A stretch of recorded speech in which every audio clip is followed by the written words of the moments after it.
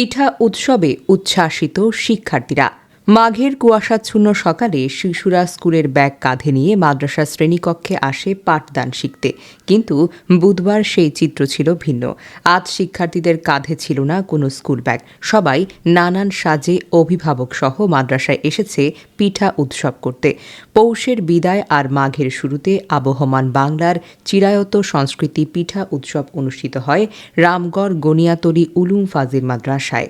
নকশি পিঠা, চিতই পিঠা, রস পিঠা, ডিম চিতই, দোল পিঠা, ভাপা পিঠা, পাটিসাপটা, পাকান, আন্দশা, কাটা পিঠা, ছিট পিঠা, গোকুল পিঠা, ইলিশ পিঠা, চুটকি পিঠা, মুঠি পিঠা, জামদানি পিঠা, হাড়ি পিঠা, চাপড়ি পিঠা, পাতা পিঠা, ঝুরি পিঠা সহ আরও কত নাম।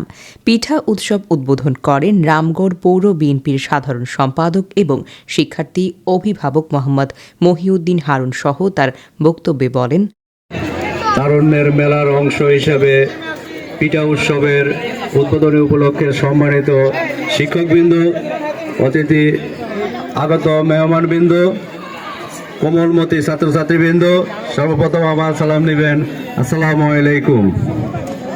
একটা মহতী উদ্যোগের জন্য হারিয়ে যাওয়া সংস্কৃতিকে ফিরিয়ে আনার জন্য যারা এই উদ্যোগ নিয়েছেন তাদেরকে আমি আন্তরিক ধন্যবাদ এবং কৃতজ্ঞতা জানাচ্ছি। পিৎজা, বার্গার এবং চাউমিন, ফাস্টফুড, জাঙ্ক ফুডের জমানায় আমরা যেখানে হারিয়ে যাচ্ছি, আমাদের ছেলেরা যেখানে মুটিয়ে যাচ্ছে, মোটা হয়ে যাচ্ছে, তাদের খাওয়ার যে জাঙ্ক ফুড খাওয়ার কারণে তাদের শারীরিক যে সমস্যা হচ্ছে, এই সমস্যা থেকে দূরে রাখার জন্য পিঠাই আমাদের উপযুক্ত খাদ্য হিসাবে আমি মনে করি।